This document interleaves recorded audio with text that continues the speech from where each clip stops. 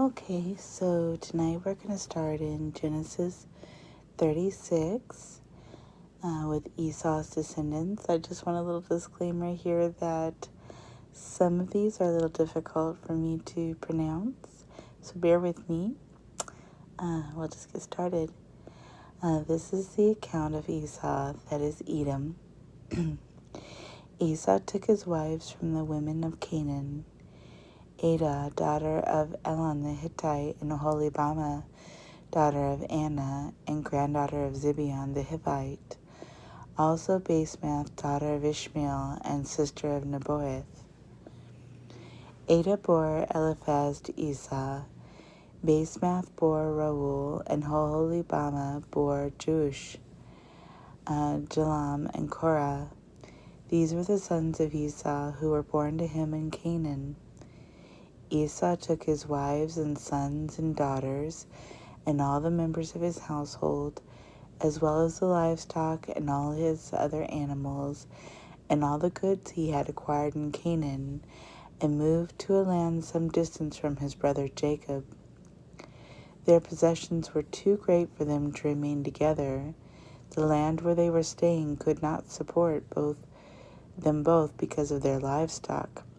So Esau, that is Edom, settled in the hill country of Seir.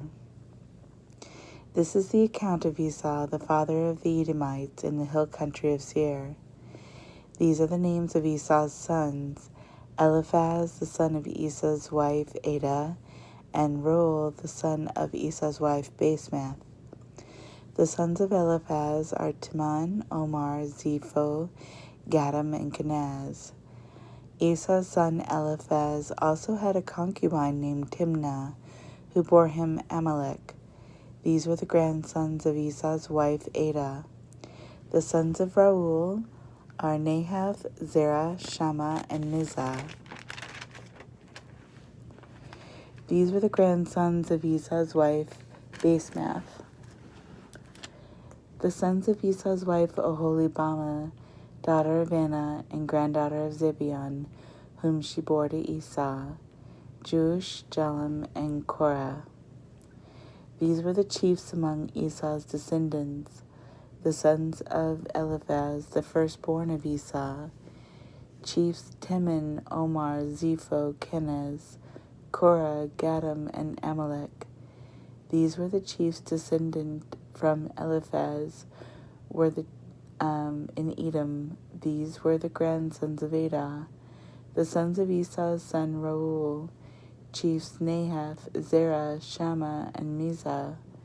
These were the chiefs descended from Reuel in Edom. They were the grandsons of Esau's wife Basemath.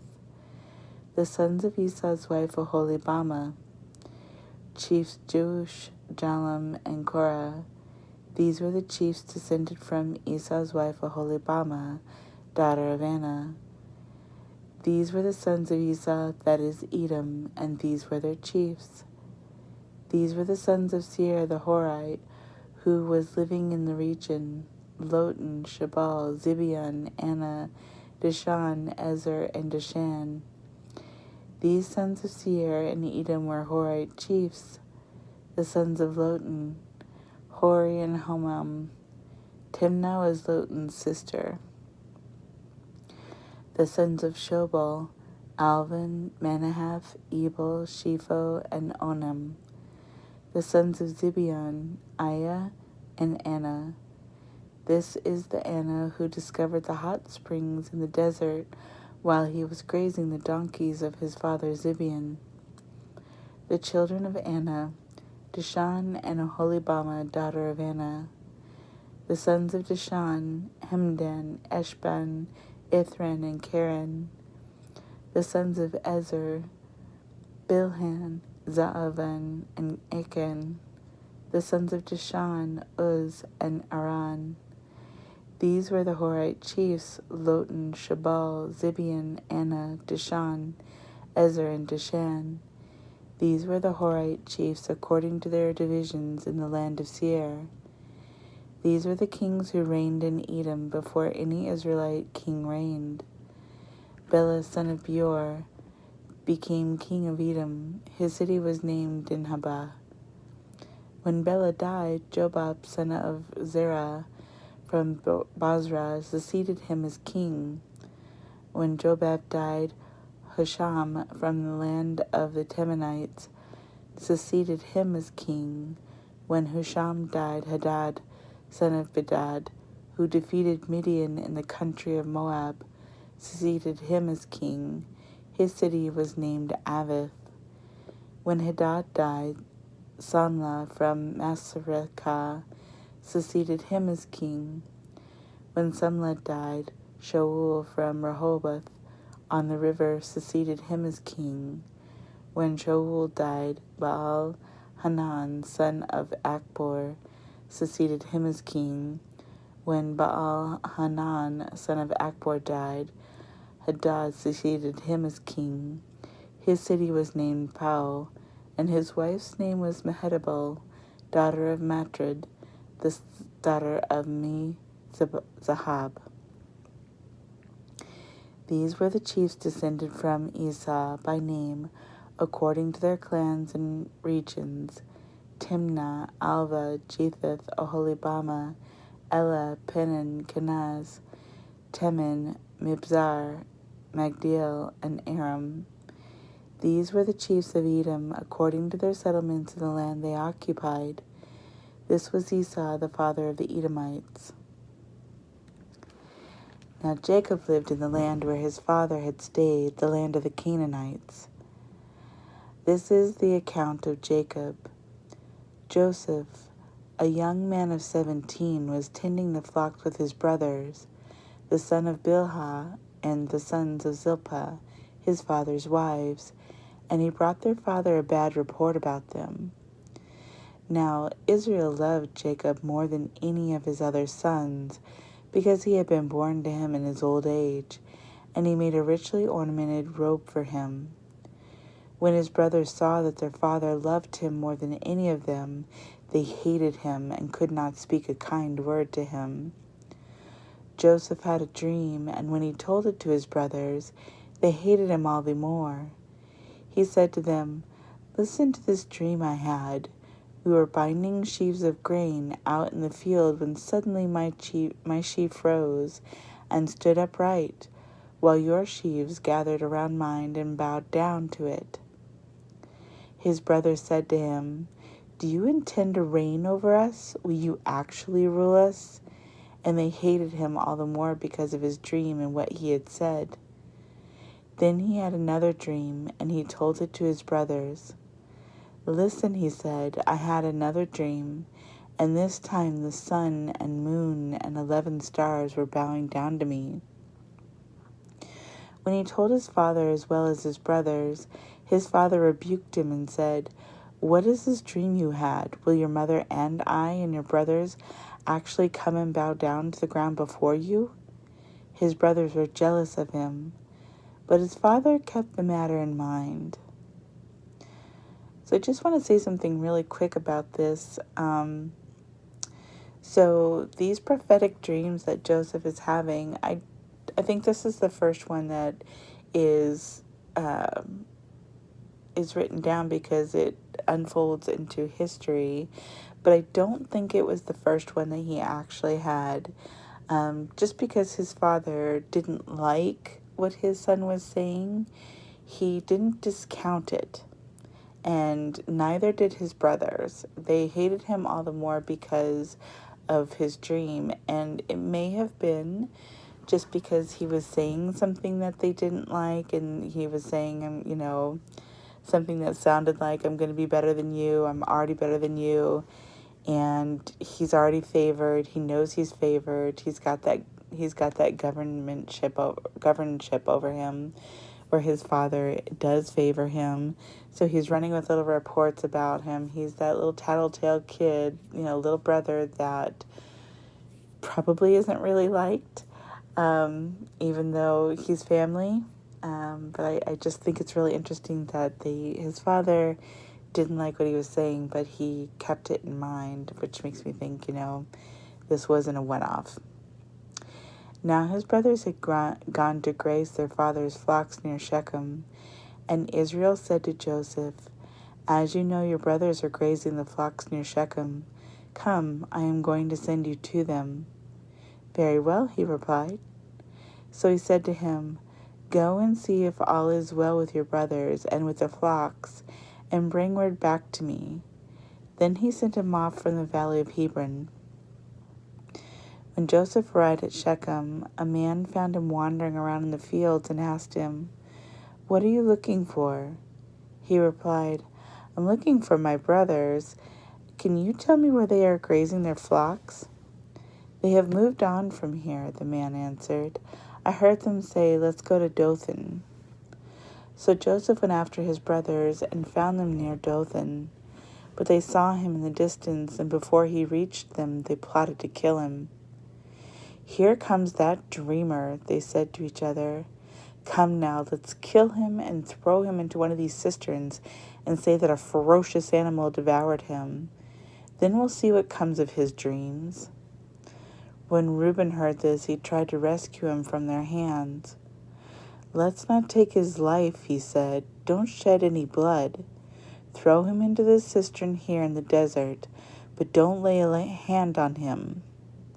Reuben said this to rescue him from them and to take him back to his father. So when Joseph came to his brothers, they stripped him of his robe, the richly ornamented robe he was wearing, and they took him and threw him into the cistern. Now the cistern was empty, there was no water in it. As they sat down to eat their meal, they looked up and saw a caravan of Ishmaelites coming from Gilead. Their camels were loaded with spices, balm, and myrrh, and they were on their way to take them down to Egypt. Judah said to his brothers, "What will we gain if we kill our brother and cover up his blood? Come, let's sell him to the Ishmaelites and not lay our hands on him. After all, he is our brother, our own flesh and blood." His brothers agreed. So when the Midianite merchants came by, his brothers pulled Joseph up out of the cistern and sold him for 20 shekels of silver to the Ishmaelites who took him to Egypt. When Reuben returned to the cistern and saw that Joseph was not there, he tore his clothes. He went back to his brothers and said, "The boy isn't there. Where can I turn now?" Then they got Joseph's robe, slaughtered a goat, and dipped the robe in the blood. They took the ornamented robe back to their father and said, "We found this. Examine it to see whether it is your son's robe." He recognized it and said, "It is my son's robe. Some ferocious animal has devoured him. Joseph has surely been torn to pieces." Then Jacob tore his clothes, put on sackcloth, and mourned for his son many days. All his sons and daughters came to comfort him, but he refused to be comforted. "No," he said, "in mourning I will go down to the grave to my son." So his father wept for him. Meanwhile, the Midianites sold Joseph in Egypt to Potiphar, one of Pharaoh's officials, the captain of the guard. I just want to say that is just so brutal. And bravo for Reuben trying to stand up to a mob especially since Reuben was he was trying to do a good thing, but, especially for this little brother who's kind of probably obnoxious, a little bit obnoxious. But I can't imagine, I'm seeing this kid, this young, good-looking kid, and he's prime of his life and prime of it, everything's going his way. And I'm sure he never thought anything like this could happen to him. He never think anything bad is going to happen when everything's going good. Especially from people that we love and, care about. We honestly don't think anything bad's going to happen from them. We're hoping not. And they end up throwing him in this giant cistern, which would hold water, large amounts of water.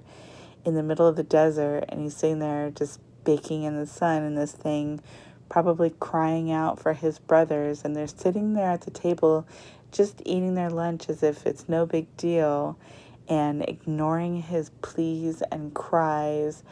And then they go and deceive their father.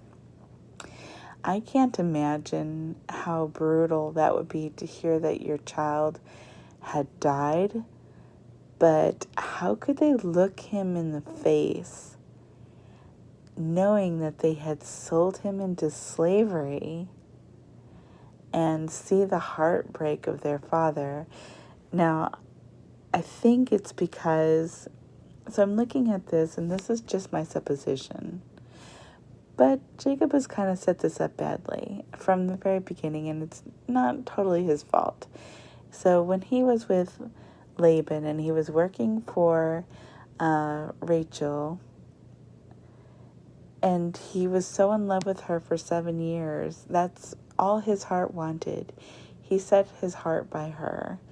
And when he finally ended up achieving getting Rachel to be his wife after deceit and after ending up with 14 years of work, he has the desire of his heart, and that's his true love.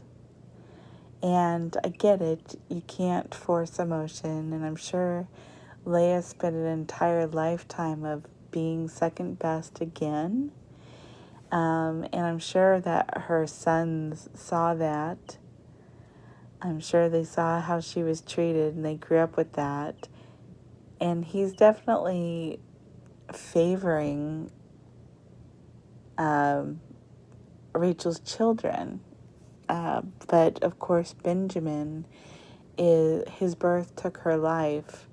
So I can see why Joseph would be the favorite. He was firstborn to Rachel.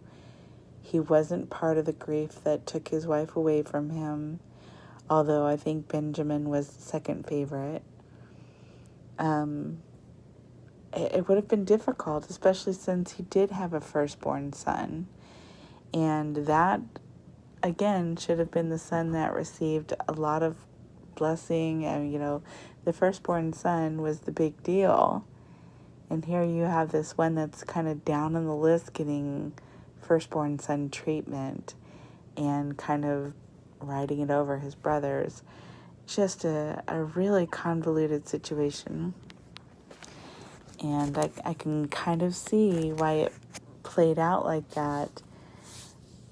I can kind of see why it played out.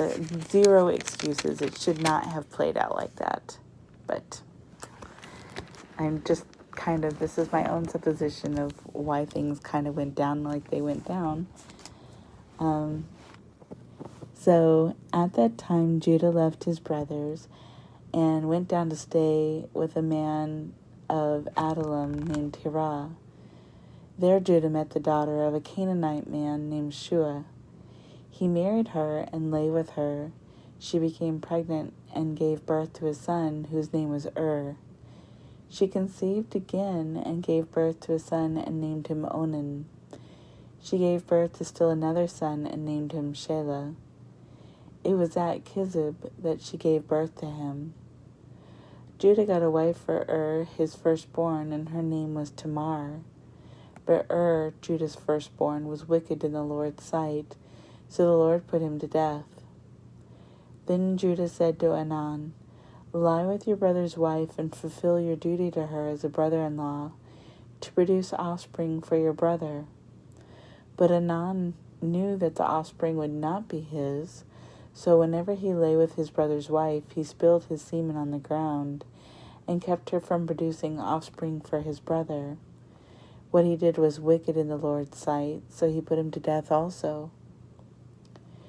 Judah then said to his daughter-in-law Tamar, "Live as a widow in your father's house until my son Shelah grows up," for he thought he may die too, just like his brothers.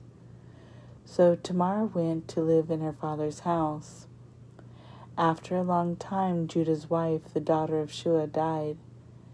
When Judah had recovered from his grief, he went up to Timnah to the men who were shearing his sheep and his friend Hirah the Adullamite went with him. When Tamar was told, "Your father-in-law is on his way to Timnah to shear his sheep," she took off her widow's clothes, covered herself with a veil to disguise herself, and then sat down at the entrance to Enaim, which is on the road to Timnah. For she saw that, though Shelah had now grown up, she had not been given to him as his wife. When Judah saw her, he thought she was a prostitute, for she had covered her face.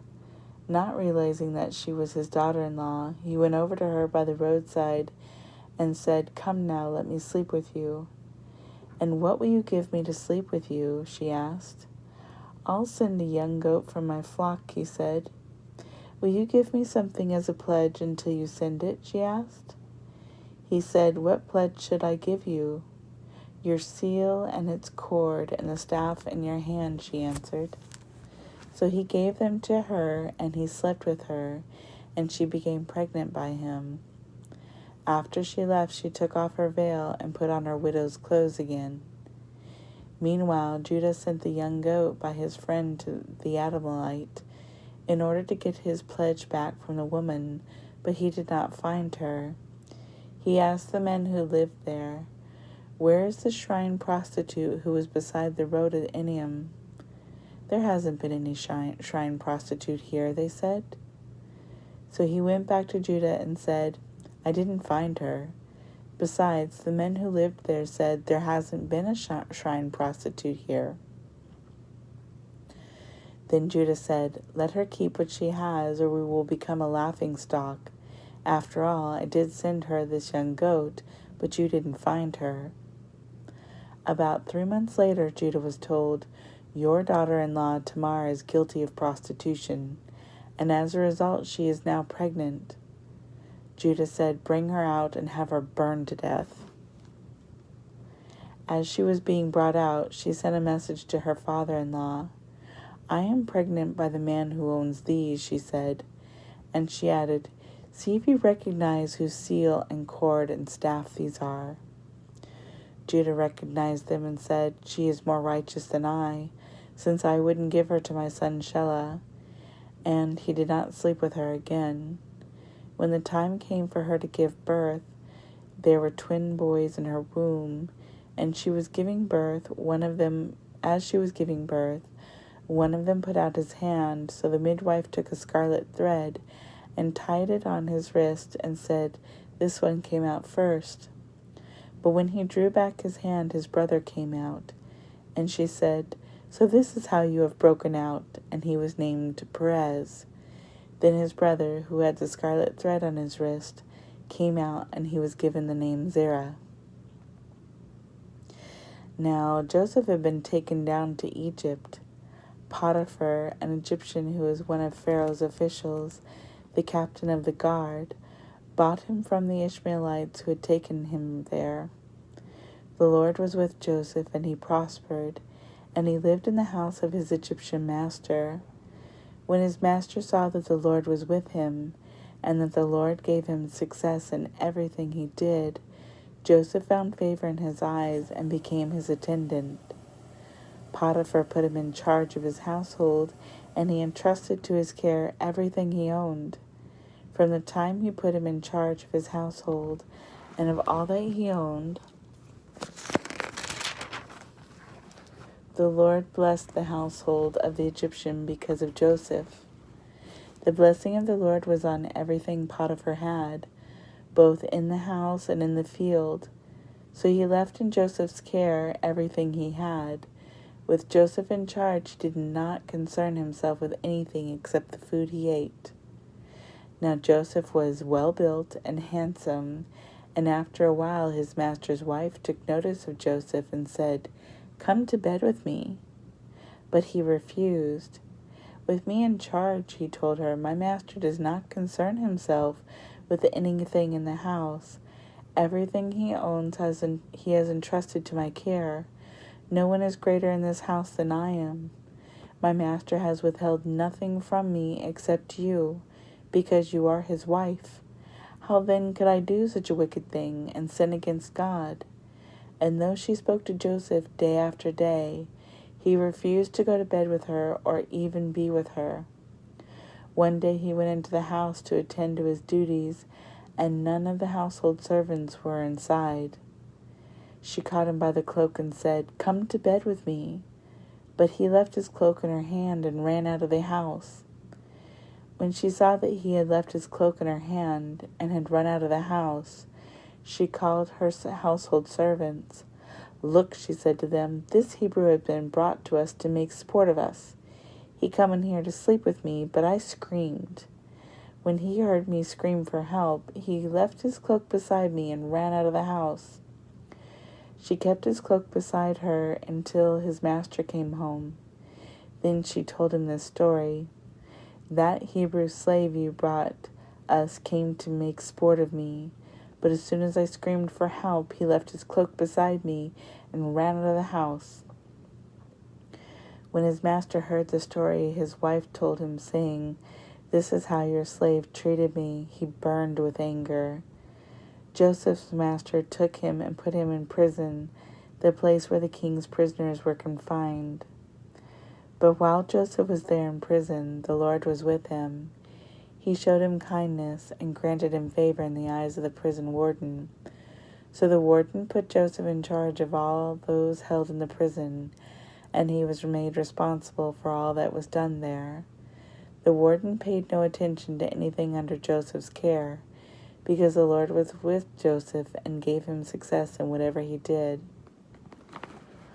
I think Joseph was making really good. He was trading his new position, and it had to be difficult because here he is in this new place as a slave, something he's never been before. He's never been under absolute authority like that, and in a very precarious position, and he's doing it to the best of his abilities, and God is blessing it. That adage where you are supposed to do everything as if you're doing it for the Lord. Joseph is doing that, and he's doing it beautifully. And, here he is growing into this really good-looking guy. Women are noticing him, and he's at that age when, guys are fully blossoming into themselves. And I am 100% sure that this wife was probably a beautiful woman. This is a rich man, and he wouldn't have had an undesirable wife. So this would have been a huge sexual temptation to Joseph, and Joseph was getting inundated with it every single day. Not only was he getting inundated with sexual temptation, but this was his entire life.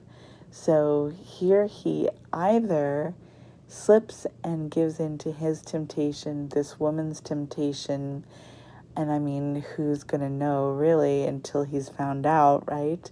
And then that's the end of his life, and he would have been guilty and deserved what he got. Or he refuses and he still gets in trouble for it.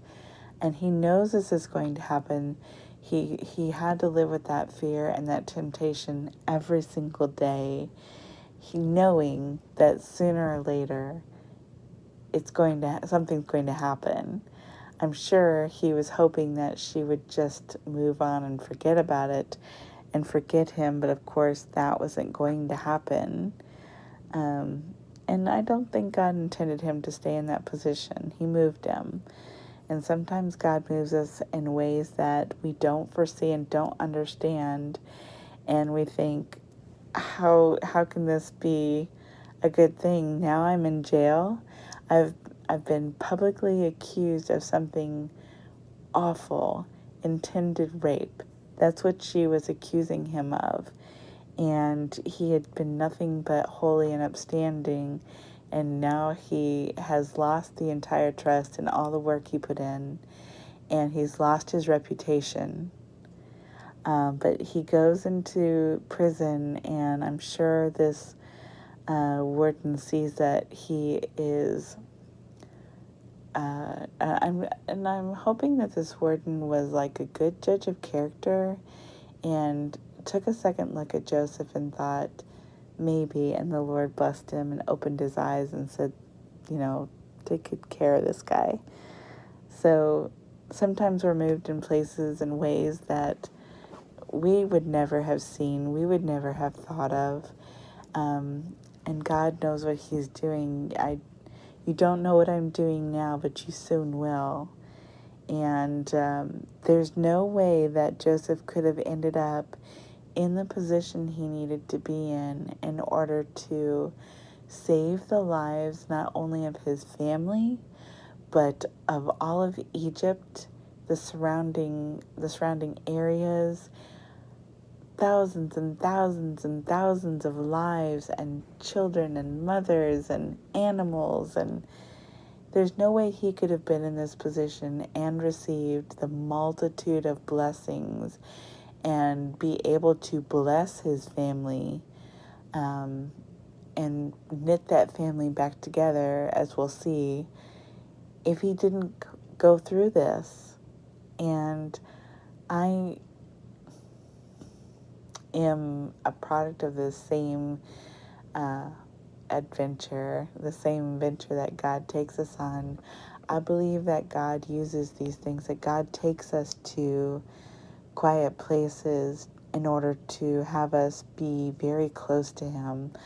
I am sure that God was very close to Joseph, that Joseph was going to him constantly, because that's what I would be doing if I were in that situation where I had somebody that was in charge of my life, threatening my entire life and my livelihood, and asking me to do awful things that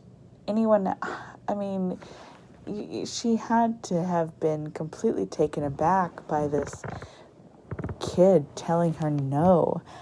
She probably had done this before. She probably had never been told no. It might have even been customary to do this, and it just had to be something that was an enigma to her, something she didn't understand. And she certainly didn't understand the way that God and Joseph's relationship worked.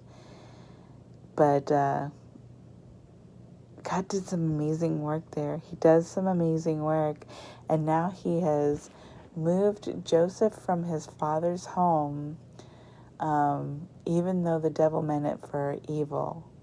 He meant murder, and it got transposed to wait. And he meant for him to die in that cistern, his brothers probably would have left him in there, taken his cloak back just like they did, and let him die in that cistern. So that wait was transposed to a traveling where he needed to be, and then a waiting period again. Will you trust me? Will you trust me daily? Will you trust me when your life's on the line? Will you trust me when the sin is right there and it's expected and it's easy? And she's not going to tell her husband that the servant is sleeping with her. You could get away with it. Who's going to know? Who's going to know? And this is probably not even a big deal to them. It's a big deal to you. It's a big deal to your relationship with your God. But she doesn't honor that. They don't honor that.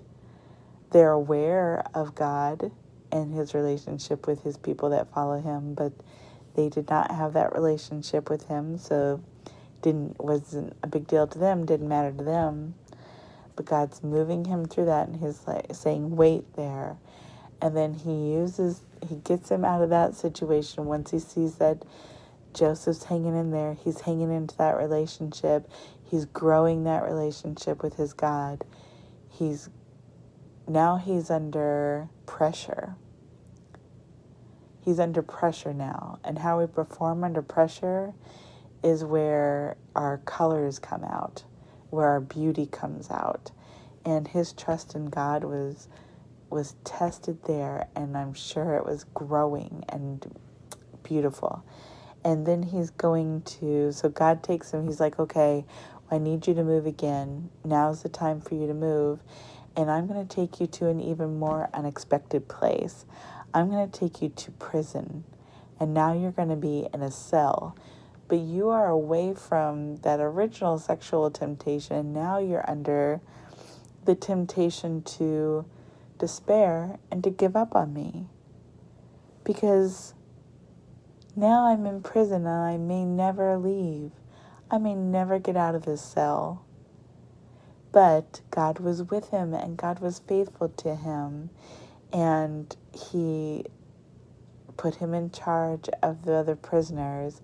He was allowed to again show his talents as a leader.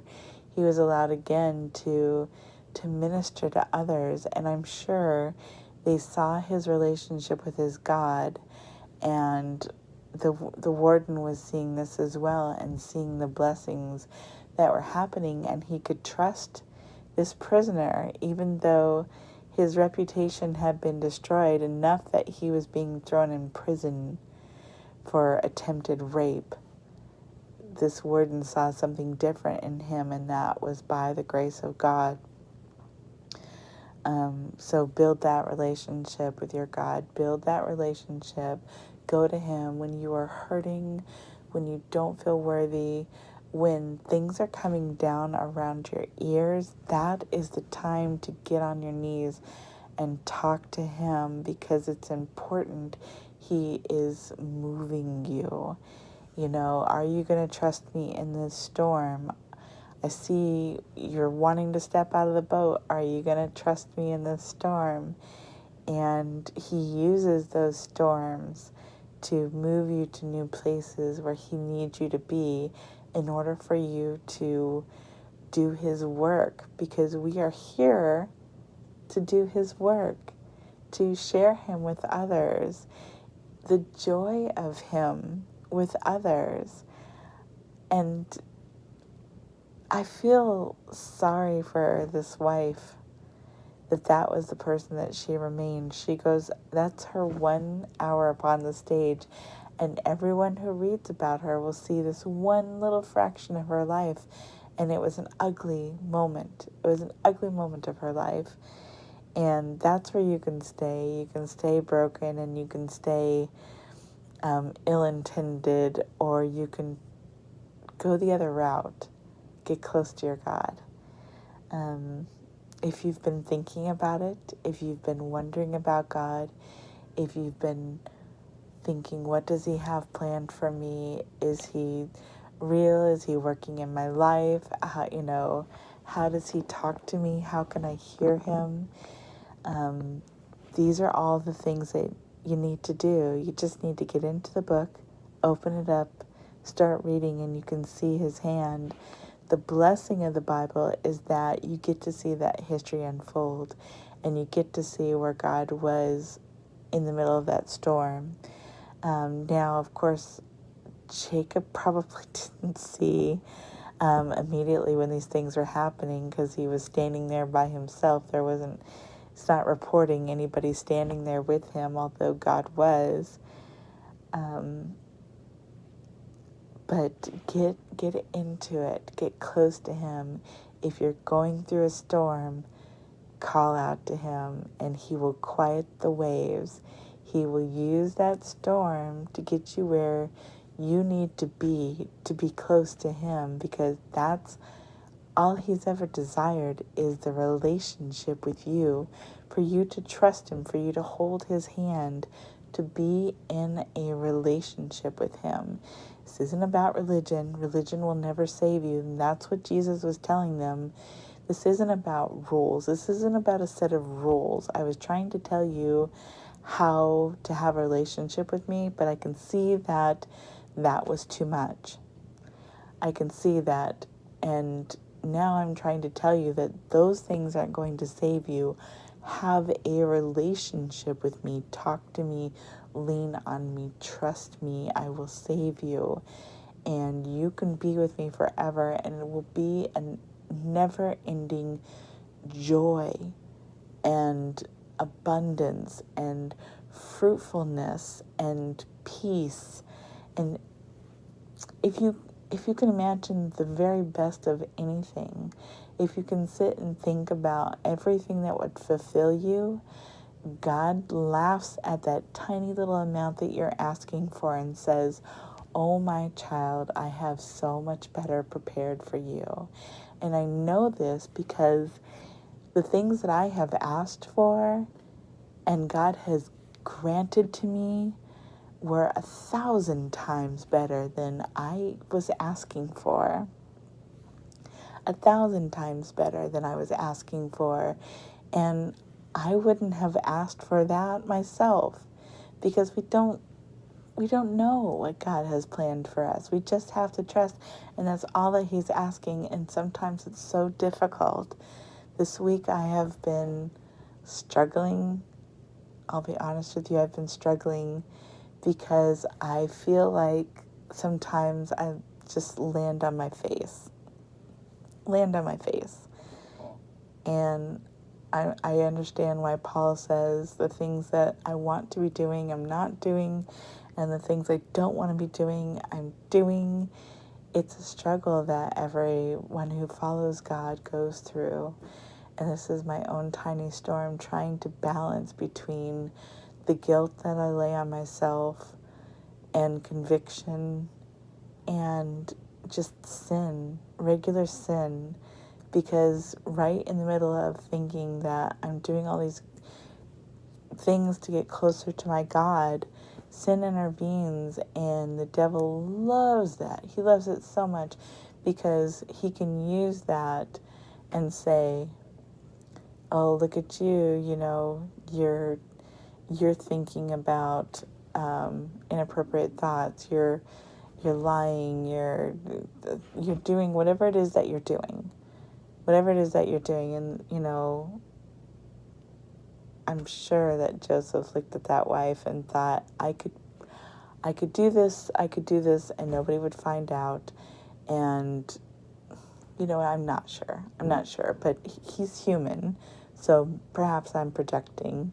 But I think that God puts this story in here so that we can see that this young man had this temptation. And it's easy. It's easy to use that. It's easy to be in that place. But always to come back to God is the answer. To come back and lay your troubles before Him so that He can guide you and lead you through that. He understood that would happen. He understood where you would be every second of every day. I definitely urge you to lay your cares at His feet, to ask for forgiveness when you fall, when you falter, when you have indecision and doubt, just to take it to Him. And if you have not yet, I urge you to accept Jesus into your heart. It is the most amazing thing that I have ever done. And all the broken places that I had inside before are healed. It's amazing. And all you basically have to do is just pray a quick prayer. I can't pray it for you, but I can pray it with you. It's super easy. All you have to do is say, "Jesus, I just need you in my life. I need you in my heart. I'm handing things over to you. I need you. I believe in you, and I ask your forgiveness. Just come into my life. I ask this in Jesus' name." And then get yourself a Bible. If you don't have one, or if you can't afford one, that's completely fine. There's tons of free apps online. You can go onto a website, library website, and you can look up the Bible. You can get there. Or find yourself a church. I am sure, 100% sure, that if you find yourself a church, they will give you a Bible, because we want you to know about God's plan. We want you to know the joy that we have experienced and the healing that we've experienced. All right. Well, I love you all, and I hope you have a wonderful day. Jesus loves you, and be blessed.